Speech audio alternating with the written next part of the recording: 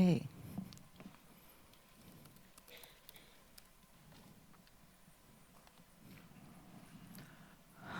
All right. So, over the course of my life, I have put a lot of time and effort into avoiding this word. And it's because conflict is very uncomfortable. And if I think about the first time that I'm going to have to engage someone in potential conflict, whether it's giving feedback, critical feedback about them or their work or how they're working with others, even if I have a really, really great relationship with them, it causes me physical pain, just thinking and anticipating that potential conflict. And what that pain feels like is like someone grabbing your stomach from the inside while simultaneously punching you in the heart. And I don't know, I'm assuming that this feeling might be familiar to some of you. Maybe it's a different manifestation of that pain, but it's something. But unfortunately for me, what I came to realize is that in order to do my job well, and especially when I became a manager, it was important to engage in conflict on a regular basis. Now, what I also found is that I usually emerged from those difficult conversations in a better place. Because some of the richest conversations that I've had are ones where there are divergent points of view present and where we actively engage in those differences. The other thing that I learned is sometimes the people that you most fear engaging in conflict with, the ones that are especially prickly, actually welcome it, because there's very few people out there who are brave enough to actually have that conversation with them. So I know that most of what I've been talking about just now has been about personal conflict or human-to-human conflict. But for the past several years, I've been working at places like Spotify and Netflix, places that actually embrace data. And as a designer, there is certainly a perception out there that data and design are opposing forces. And so living at the intersection of these two worlds has actually also taught me a lot about actual and perceived conflict. And what I've learned is that agitating the creative process with a little bit of thoughtful and conscientious conflict can actually help to facilitate and also encourage richer discussions, not just with our peers, but also with our users. And for someone like me who's so uncomfortable with conflict, I've also found that embracing it and proactively seeking it out is really liberating at times. So what I wanted to share with you all today is 5 things that I've learned about dealing with conflict along the way. One quick thing that I have to mention, you'll notice the Japanese theme here in my slides. I was on vacation in Japan while working on them. So a pro tip is that if you use your vacation photos as slides, they're royalty-free. The other thing that I should probably point out is that my family is not represented by the 2 kids in the foreground of the slide. My family is represented by the small child photobombing them in the back.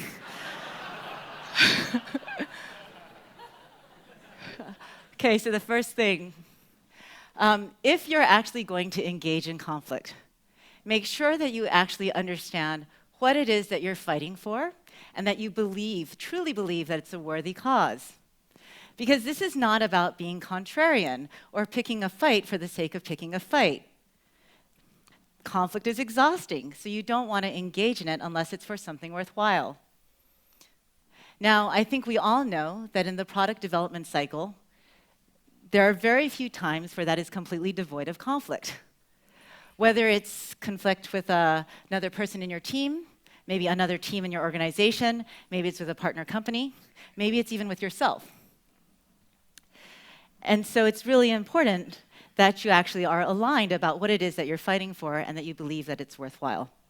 Now, as a designer, we're always saying things like, it's very important to frame the problem correctly. So talk to me about figuring out how we're going to cross that river.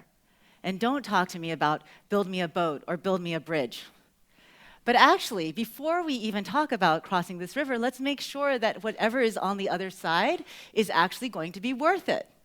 And we believe that it's worthwhile to cross that river. So is it going to be more of this foggy landscape? Or are we actually going to cross that river and arrive at a beautiful, lovely temple? And the other thing is that it can't just be you that believes that that temple is worth getting to, right? Just like this general can't go out and march into battle without an army behind him that believes in what they're fighting for and is willing to march in the same direction, you won't be successful at building those products if you don't actually have a team behind you that understands and also believes in what it is that you're fighting for.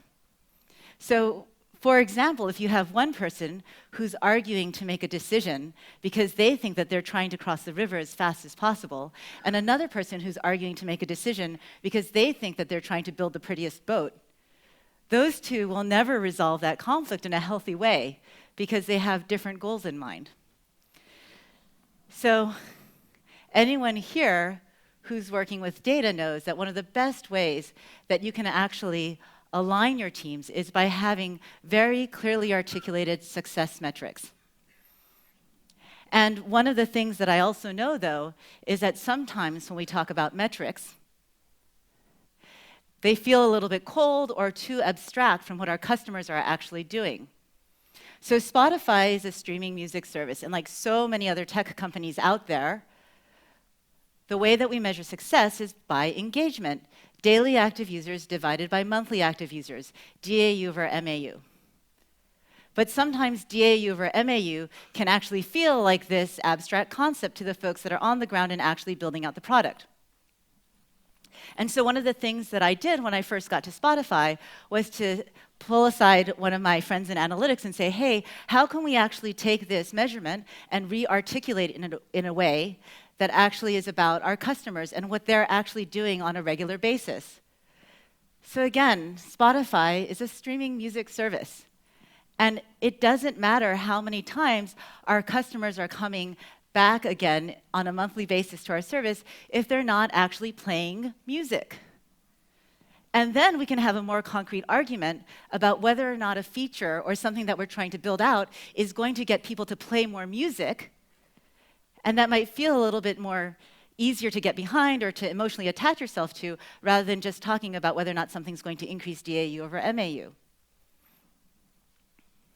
So the thing here is, again, before you embark down that journey that you know is going to have conflict in it, being very clear about what that goal is and aligned to what you're trying to achieve, especially in terms that are understandable to the whole team, is actually really, really important. So once you've decided that this goal is worth fighting for, it's really important that you also know how you're going to actually express your point of view and express your side. I know that I always do better walking into a potential conflict if I feel confident, and part of being confident is actually being prepared. Okay, so I don't know how many of you have done debate in high school or middle school. Like, really? No one? Come on, I did. There's like 6 of us here who are doing debate and practicing rhetoric instead of like doing sports or something. Okay, but anyways, so Netflix really embraced debate in their culture. So Netflix had a foundation of debate for the culture. And what's really hard is that not everyone actually enjoys debating.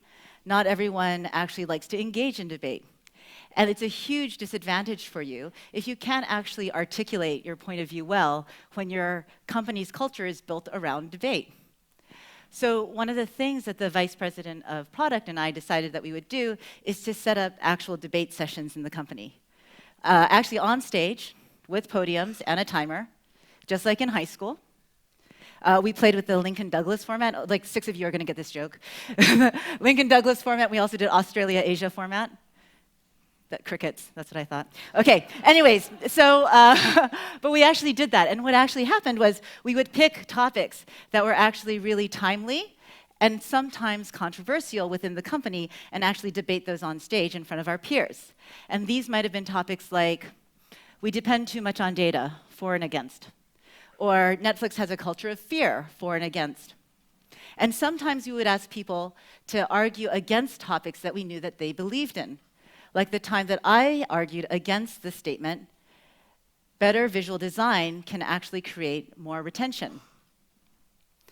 And not everyone felt comfortable standing on stage and debating against their peers, but you know what? They actually got better at it over time. And personally, I actually really, really appreciated it. And the reason that I appreciated it is that what this was doing was creating a safe environment in which to have these sort of arguments. Because it was artificial, it really was like a staged fight. And what happened too was that I noticed that people would become more brave about what they were willing to say because it was under the guise of winning at all costs. And people would start to say the things that were whispered in the hallways in order to make their point, or the things that people were thinking in their heads but were afraid to say publicly. So that was actually very liberating. The other thing is that when you're actually practicing on stage actively in front of your peers, it's really in a fantastic way to actually build up the skill of structuring an argument. And one of the things that I've learned is that a really great way to win those arguments is by being able to state the opposing view better than your opponent can. One of the reasons that's so powerful is because it actually shows your opponent that you can empathize with and understand what they're thinking about and their point of view, even if you disagree with it. So this act of actually being comfortable with engaging in debate around your ideas at an early stage in the process is really important, especially before you go off and spend the time to actually build them out. Okay, so I don't know if this will resonate with you, but whenever I have a good idea, the first thing that I want to do is run out and find someone and share it with them. Because, you know, you can't bask in the glory of your mind all by yourself, right? That has to be a shared experience. And usually, if I'm being truly honest, the person that I seek out to share my idea with is a kindred spirit. It's maybe another designer, or it's someone that I know is totally going to high-five me because they totally get it. But in reality, when these ideas are just being formed and when they're in their infancy, that's actually the best time to take them and actually throw them to the wolves. Throw them to your enemy. So who's your enemy? I think you probably all can think of someone who is your enemy. It's that person who you kind of avoid at the coffee machine because you don't really want to get into that conversation, or maybe it's the person who's always shutting down your ideas. So I have an enemy who I am not going to name right now, but we've got a couple for different topics. But actually, so even though you might be tempted to want to, cradle that idea and protect it until it's fully grown, if you actually take that idea at this stage and share it with your enemy and ask them to debate it and vet it with you, it's really, really helpful. It actually accomplishes two things. One is that by actively seeking out that conflict, you're getting feedback on your idea from the person who you think is going to most violently oppose it. Actually, in, again, a safe environment, because it's before the stakes are too high, and probably you're doing it one-on-one and not in a room full of people. The second thing is that it actually helps you to build a better relationship with your enemy. Because if you really want to engage in a meaningful argument, you have to be at least curious about what they're thinking and what their point of view is, and you have to respect it to some extent, even if you don't want to admit it. Now, when I do this, I'm usually very, very transparent. I go up to them and I say, look, you always disagree with me, so I'm coming to you to share this idea with you and see what you think, and help me tear it apart. And what is true, I find, is that they're usually very willing to engage with that. And what's nice is that because, again, we've made it an academic exercise, it's not personal anymore. So here, one of the best things is taking those ideas at this early stage and actually being willing to vet it early and actually put some opposing force on it that pushes against them is really, really helpful before you get caught up in that cycle of just building up your ideas with more of the same. Now, all this conflict, we can't at some point not resolve it, right? So we have to resolve the conflict. So there's a couple of ways that we can resolve conflict. You can all gather in a room and not leave until there's consensus formed. You can also pick someone to just make the decision for you. And then because, of course, I talk a lot about data, you can say, hey, we're not going to necessarily make the decision right here, but we're going to take that idea and a couple of different versions of it and throw it out to the people and let the data actually tell us what's performing best.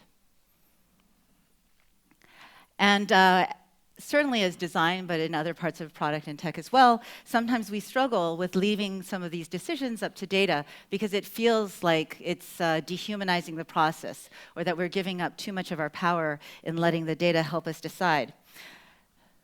But what I like to remember is that behind every single point of data is an actual person. And what that data is doing is that it's actually helping us to have a conversation with our users. And data is that language that is our users use to communicate back to us about what's actually working for them or what's not working for them. And just like with any person, you can have a conversation that is kind of dull and boring, or you can have a conversation that is actually meaningful and interesting, and a conversation where maybe you're learning a lot from it. It's the same thing when you have a conversation with millions of users through data. So when you are creating and building these experiences with the express purpose of learning, one of the things that we find is that designing more differentiated experiences and putting a little bit of conflict in those choices actually means that your users can articulate back to you better what it is that they are finding works or doesn't work. So for example, we can have a conversation with our users about whether they would rather have the individually wrapped strawberry on the right or the individually wrapped strawberry on the left, because this is Japan, and Japan is very crazy about their fruits. And despite the difference that the strawberry on the right costs $5 per strawberry and the strawberry on the left costs $3 per strawberry, there's not too much that you can actually talk about here. I'm told in San Francisco that the big thing now is toast, $5 per toast, or $3 for a toast. Maybe there's like one San Franciscan in the audience that gets that. So, but anyways, is this going to be an interesting conversation, or would it be slightly more interesting if we actually had a conversation about whether they'd rather have an apple or an orange or a strawberry, and there they can actually maybe more easily articulate whether it's taste, color, texture. Those are the kinds of things that we might get back in learning from this. So again, I think here, it's a little bit more about when you actually are going to engage in those conversations with your users, injecting a little bit of differences and conflict in there so that they can actually feed back to you a little bit better is really helpful. And there, it's more about having conflict to learn rather than conflict just to win. Okay, so finally, when you go to a temple in Japan, you can get your fortune told. And if the fortune is bad, you can actually take it and tie it on a rope so that it doesn't come true. When I did this in Japan, I got the second worst fortune that is possible. It's like almost everything bad that will happen.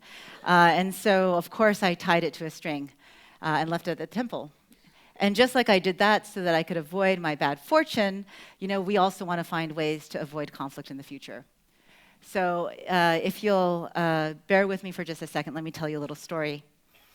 I used to play Japanese drums here in San Francisco, and my teacher was very, very strict. He was this very traditional, very disciplined, older Japanese man. And we were playing this song in a group, and I was playing the song, and then I made a mistake. Played the same song again, and I made the mistake in the same place, and kind of repeated this a couple of times, until finally he walked over to me and he said, "Hey, let me ask you a question. When you go for a walk in the woods, and you walk, and then, all of a sudden, bam, you hit a tree. Then you go for a walk again the next day, and you walk, and then bam, you hit your head on the same tree. In Japan, we call this stupid. Do you not call this stupid in America too? And, yeah, of course, that is stupid in America too, because if you're walking down the same path and you're running into the same thing over and over again, at some point you should start to look around you and see how can you avoid it. So, of course, this metaphor really resonated with me. And what I started to think about is how can we find patterns in the conflict that we're encountering so that we can take learnings from one experience and then apply it to the next time that you find that conflict again. And so these might be patterns in what you're fighting about, patterns in how you're actually engaging in the conflict, or patterns in the solutions that you find to those conflicts. And once you find those patterns, you can actually take this step back and see the larger picture. So one example of this is that the design team at Spotify, at least in its current incarnation, is relatively new. And as we were establishing ourselves, we found that we would talk a lot about things that are important to design. But for a tech and product organization that wasn't as familiar with having a strong design voice in its presence, sometimes we would butt heads against some of those things. An example of this was how much we would fight for things like design quality to a certain extent. And what the larger organization was hearing in that was, oh, you want to add months of development time to polish all these little design issues so that we're going to delay shipping. And of course, no, we don't want to delay shipping either. So what we found is that we could actually just start to file these design quality issues as bugs in Jira, and then no one really complained, right? And that was a good learning for us, is that instead of standing up on our soapbox and preaching about design quality to folks who didn't really understand what we were saying, if we actually worked within established systems and languages in the company, we could actually talk about it differently in a way that would actually give us progress. So in the same way, we talk about things that are very bad usability issues as UX crashes. So here again, right, it's that when you think about conflict, make sure that you're also engaging in it, not just to focus on the winning aspect, but also on how you can learn to deal with it better. So just in conclusion, the biggest thing that I've personally learned about dealing with conflict is just that it's really much more about having the right mindset. So explicitly embracing conflict is what allowed me to take control of it. And then actually actively practicing engaging in that conflict is what made it palatable. So even though I still really don't enjoy conflict, it is one of the tools that I've found that helps push me the most in the creative process and also in that process of building great products. Thank you.